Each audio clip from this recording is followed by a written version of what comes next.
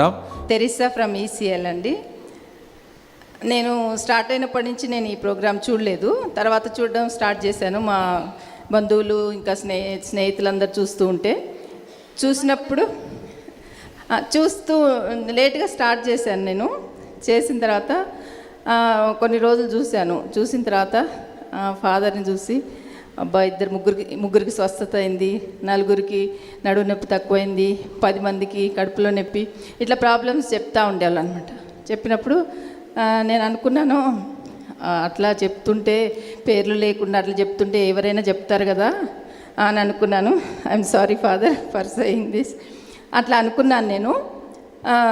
తర్వాత వింటూ ఉన్నప్పుడు అప్పుడు నేను అలా అనుకున్నప్పుడు ఏంటంటే ఫాదర్ని ఒక ఫాదర్ అంటే సిరిల్ ఫాదర్ లాగానే చూశాను, కానీ దేవుని ప్రతినిధి అని చూడలేదన్నమాట. నేను అప్పుడు ఆయన దేవుని ప్లేస్లో ప్రతినిధిగా ఉండి చెప్తున్నారనే ఆలోచన జ్ఞానం నాకు లేకుండా ఉండింది.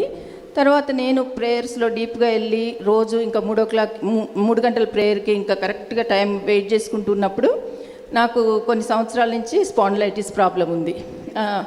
ఒక 5-6 ఇయర్స్ నుంచి నాకు స్పాండిలైటిస్ ప్రాబ్లం ఉంది.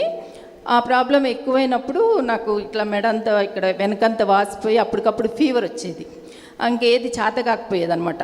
అయితే అలా మెడిసిన్స్ వాడాను.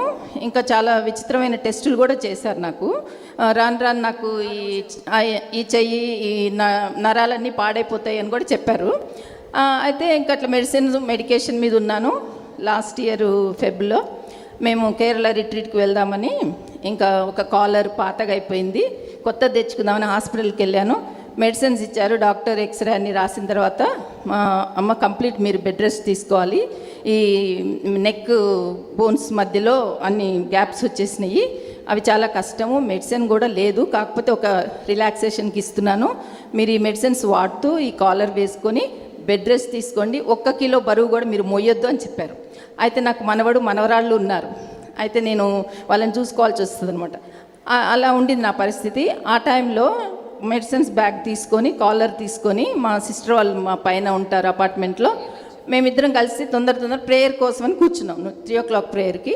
అప్పుడే ఫాదర్ ప్రేయర్ స్టార్ట్ చేశారు. ఒక 2 గుర్తులు అయిపోయిన తర్వాత ఇప్పుడే ఒక వ్యక్తి హాస్పిటల్కి వెళ్ళి మెడిసిన్స్ మెడ నొప్పితో బాధపడుతున్న వ్యక్తి కాలర్ తీసుకొని వచ్చారు, ఆ వ్యక్తికి స్వస్థత జరుగుతుంది అని అన్నారు. అప్పటికి నాకు ఇంకా ఫీవర్, ఫుల్ మెడ నొప్పితోటి ఫీవర్ ఉండింది. ఇంకా 2 days అయితే మేము కేరళ ట్రిప్ వెళ్ళాలి. అయితే ఇట్లా మా చెల్లెలు నా ఫేస్ చూసిందనమాట.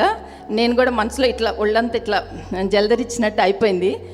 అయిపోయిన తర్వాత నేను ఇంకా ప్రేయర్ అయిపోయింది. కూర్చున్న తర్వాత నాకు మెడ నొప్పి ఉన్న సంగతే ఈ షాక్లో ఆ మెడ నొప్పి అసలు గుర్తులేదు, అసలు మెడ నొప్పి లేదు. ఆ రోజు నుంచి నేను ఇంకా మా మనవరాళ్ళు అయితే ఒక 10 kgs 11 kgs బరువు ఉంటారు కదా అట్లీస్ట్ పిల్లలు, ఆ పిల్లల్ని ఎత్తుకోవడం, వాళ్ళని నిద్రపుచ్చడం, అన్ని పనులు చేస్తున్నాను. అలా ఆ నొప్పి ఆ రోజు నుంచి ఈ రోజు వరకు రాలేదు. ఆ కాలర్ కూడా నేను ఓపెన్ చెయ్యలేదండి. నిజంగా దేవునికి మహిమ కలుగును గాక. ఫాదర్ ఇలాంటి ప్రోగ్రామ్స్ ద్వారా అనేకుల్ని ఇలా ఆత్మీయంగా నడిపించాలని మా ప్రార్థన కూడా. Father thank you very much, our glory to God. Thank you.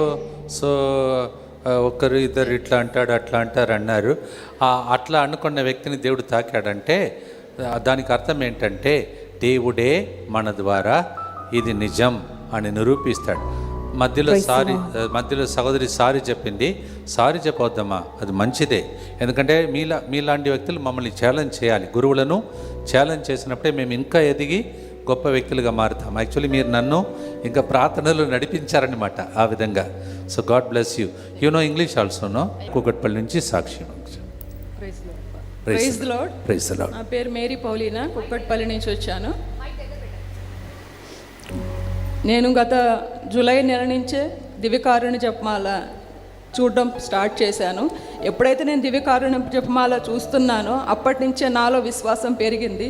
ప్రతిరోజు దివ్యకారుణ్య జపమాల చూడకుండా నేను నిద్రపోయేదాన్ని కూడా కాదు. నేను జాబ్ చేస్తాను. ఏ టైంలో నేను ఒక టైంలో చూసి కానీ నేను పడుకునేదాన్ని. మా అమ్మాయి 2 years ముందు USA వెళ్ళింది. అక్కడ తను వెళ్ళిన దగ్గర నుంచి అక్కడ కొంచెం ప్రాబ్లమ్ స్టార్ట్ అయినవి. అంటే వాళ్ళు ఏదైనా పార్ట్ టైం చేసుకోవడానికి అట్లా కొంచెం కష్టం అయ్యేది. ఎలా అయితే ఈ ఇయర్ మేకి తన ఎడ్యుకేషన్ కంప్లీట్ అయింది. తర్వాత జాబ్స్ కొంచెం అక్కడ ప్రాబ్లంగా ఉండేసరికి మా అమ్మాయి చాలా టెన్షన్ ఫీల్ అయ్యి స్ట్రెస్ ఫీల్ అయ్యి, అమ్మ నాకు జాబ్స్ రావటం లేదు అంటే, నువ్వు రోజు దివ్యకారుణ మాత జపమాల ఎప్పుడైనా సరే నీకు వీలున్నప్పుడు చూడమ్మా, తప్పకుండా ఎన్నో అద్భుతాలు జరుగుతున్నాయి. ఫాదర్ సిరిల్ గారి ద్వారా రోజు ఎన్నో జపమాలలో చూపిస్తున్నారు మనకి, నీకు కూడా అద్భుతం జరిగిద్ది, రోజు చూడమని చెప్తున్నాను. ఆమె అలానే ఫాలో అవుతూ ఉంది దివ్యకారుణ జపమాలని. అలానే ఎవరికి ఇంటర్వ్యూస్ రాకపోయినా తనకు ఆల్రెడీ 2 ఇంటర్వ్యూస్ వచ్చాయి, కానీ 2 ఇంటర్వ్యూస్ ఫెయిల్ అయింది. ఫెయిల్ అయ్యేసరికి తనకి ఇంకా స్ట్రెస్ ఎక్కువైపోయి తనకి హెల్త్ ఇష్యూస్ స్టార్ట్ అయినాయి. అదే రోజు ఇంటర్వ్యూ ఉంది. ఆ ఇంటర్వ్యూ ఉన్న రోజు తనకి మార్నింగ్ లేచిన దగ్గర నుంచి తల తిరగడము, కూర్చోలేదు, నిల్చోలేదు. ఇంటర్వ్యూ 10 o'clock ఉంటే ఆమె 8 o'clock నుంచి స్ట్రెస్ ఫీల్ అయిపోయి ఇంటర్వ్యూ కూడా అటెండ్ అవ్వలేకపోయింది. అయినా సరే అలానే కూర్చొని ఆన్లైన్ ఇంటర్వ్యూ అటెండ్ అయింది. వెంటనే వాళ్ళ రూమ్మేట్స్ హాస్పిటల్ అడ్మిట్ చేశారు తనని. హాస్పిటల్లో టెస్టులన్నీ జరుగుతున్నాయి. సిటీ స్కాన్లో తనకి కొంచెం బ్రెయిన్లో ఏదో ప్రాబ్లం ఉంది అని డాక్టర్స్ చెప్పారు. తను చాలా బాధపడి దివ్యకారుణ్య జపమాలు చెప్పుకుంటూ, నేను మొత్తంగా వచ్చి నేను సాక్ష్యం చెప్పుకుంటాను, ఎప్పుడైతే ఇండియా వెళ్తానో అప్పుడే సాక్ష్యం చెప్పుకుంటాను. దేవా, నాకు ఈ ప్రాబ్లం నుంచి, హెల్త్ ఇష్యూ నుంచి నన్ను బయట అయ్యి, జాబ్ రాకపోయినా పర్వాలేదు, నేను మా అమ్మ దగ్గరికైనా వెళ్ళిపోవాలి, ఈ యూఎస్లో కూడా ఉండలేను అని ప్రార్థన చేసుకుంటుంటే డాక్టర్ రిఫర్స్ చేశారు, ఎంఆర్ఐ స్కాన్ చేయాలా, అప్పుడే మేము ఫైనల్ చేస్తామని. అప్పుడు ఎంఆర్ఐ స్కాన్లో స్ట్రెచ్చర్ మీద పడుకొని తాను ప్రార్థన చేసుకుంటుంటే ఎంఆర్ఐ స్కాన్లో తనకి అద్భుత రీతిగా ఏ ప్రాబ్లం లేదని రిజల్ట్ వచ్చింది.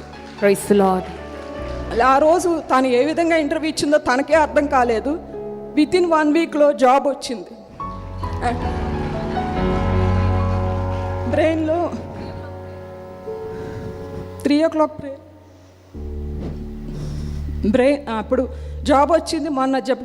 మన మరియ తల్లి జన్మదినం రోజు సెప్టెంబర్ 8 జాయిన్ కూడా అయింది, జాబ్లో జాయిన్ అయింది. మరియ తల్లి పుట్టినరోజు రోజే మా అమ్మాయి జాయిన్ అవ్వడం అది ఒక అద్భుతంగా నేను భావిస్తున్నాను. ఈ చిన్న సాక్ష్యాన్ని దేవుడు దీవించును గాక.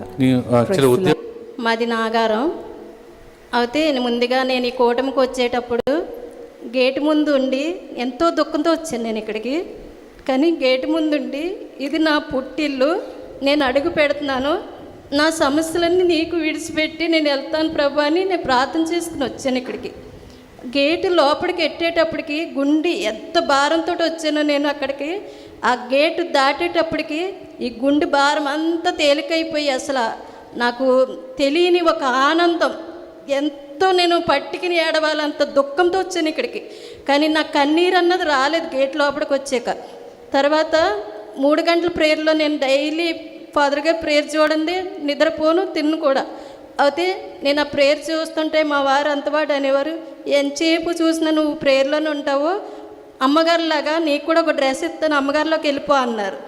సరే అలాగే వెళ్ళిపోతాను, పంపించేయండి అన్నాను.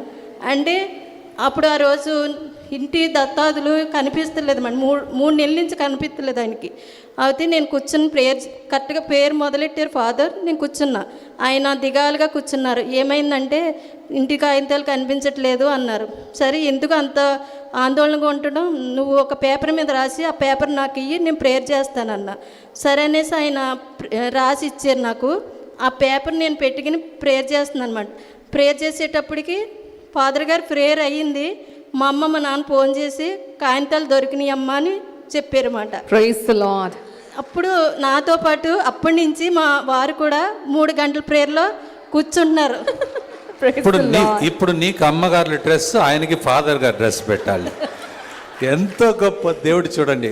కొన్నిసార్లు మీరు మాట వినకపోతే కరెక్ట్గా దేవుడు ఇంటి పేపర్ పోయినట్టు చేస్తాడు. హల్లెలూయా. నీవు గెలిచావమ్మా. God bless you. God bless.